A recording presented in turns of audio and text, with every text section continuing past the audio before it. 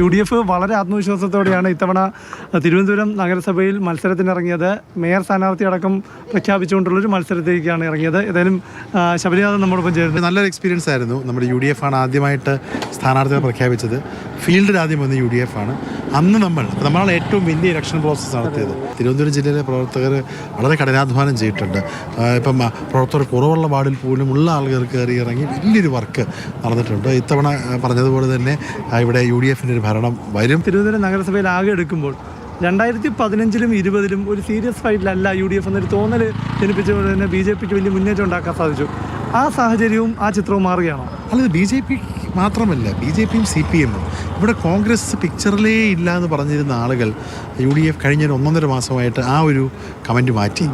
ഇന്ന് പല ആളുകൾക്കും പല മാധ്യമങ്ങൾക്ക് പോലും തിരുവനന്തപുരത്ത് എന്ത് നടക്കുമെന്ന് ഒരു ക്ലാരിറ്റി കിട്ടുന്നില്ല.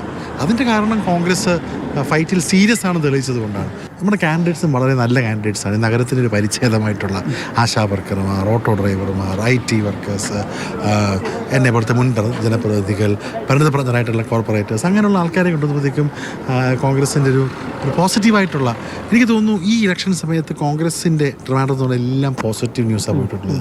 അപ്പോൾ BJPയുടെ നിരന്തരം തിരുവനന്തപുരത്തു നിന്നുള്ള നെഗറ്റീവ് ന്യൂസ്, LDFൻ്റെ തിരുവനന്തപുരത്തു നിന്നുള്ള കോർപ്പറേഷൻ നെഗറ്റീവാണെന്ന്. ശ്രീമതി ആയിരായന്ദ്രനൊന്നും ഇലക്ഷൻ അവർ റോഡ് പോലും കൊടുത്തില്ല. അവർ തന്നെ വന്ന് ഒത്തിരിടത്ത് പോയതല്ല. അങ്ങനെയാണ് ഒരു മുൻ മേയർ എന്ത് വികസനമാണ് പറഞ്ഞത്? മുൻ മേയറുടെ വികസനം ഒന്നും പറയാതെ ആണ് ഇലക്ഷൻ വോട്ട് പിടിച്ചത്. അവർ ഹാപ്പിയാണ്. എനിക്ക് കണക്കുകൾ കാണാനുണ്ട്. പക്ഷേ നമ്മളെടുത്തൊരു ഇഫേർട്ടിനും സാധാരണക്കാരായിട്ടുള്ള കോൺഗ്രസ്സുകാരനും എത്രയോ കാലത്തിന് ശേഷം ഈ ത്രിതല പഞ്ചായത്ത് ഇലക്ഷനിൽ എല്ലായിടത്തും കോൺഗ്രസിൻ്റെ കൊടി കാണുമ്പോൾ, കോൺഗ്രസ്സുകാരെ റോഡിൽ കാണുമ്പോൾ, കോൺഗ്രസ്സുകാർ റോഡിലുണ്ടെന്നറിഞ്ഞ് ബാക്കി നാട്ടുകാർ നമ്മളെ വിളിക്കുമ്പം ഞാൻ വളരെ ഹാപ്പിയാണ്. റിസൾട്ടും ഹാപ്പി ആയിട്ടുള്ള റിസൾട്ട്. ഇവിടെ കവടിയാറിൽ എടുക്കുമ്പം പോളിംഗ് ശതമാനം കൂടിയല്ലേ? അത് അറിയില്ല. കഴിഞ്ഞ പ്രാവശ്യം വളരെ കുറവായിരുന്നു പോളിംഗ് ശതമാനം, 47.2.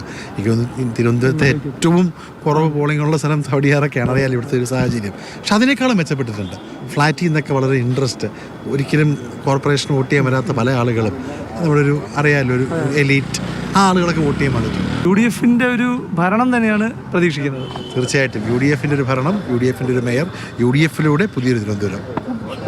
ഏതായാലും വലിയ ആത്മവിശ്വാസത്തിൽ തന്നെയാണ് ശബരിനാഥ്. കാരണം മേയർ സ്ഥാനാർത്ഥിയാണ് UDFൻ്റെ. മാത്രമല്ല ഇത്തവണ കഴിഞ്ഞ 2015-ലും 20-ലും കണ്ട ചിത്രമല്ല ഇത്തവണ 2025-ൽ 13-ാം തീയതി വോട്ടെണ്ണി കഴിയുമ്പോൾ തിരുവനന്തപുരം നഗരസഭയിൽ കാണാൻ പോകുന്നതെന്നാണ് ശബരിനാഥൻ ഉറച്ച ആത്മവിശ്വാസത്തോടെ പറയുന്നത്. ക്യാമറ രാകേഷിനൊപ്പം പ്രശാന്ത് കൃഷ്ണ, മാതൃഭൂമി ന്യൂസ്, തിരുവനന്തപുരം.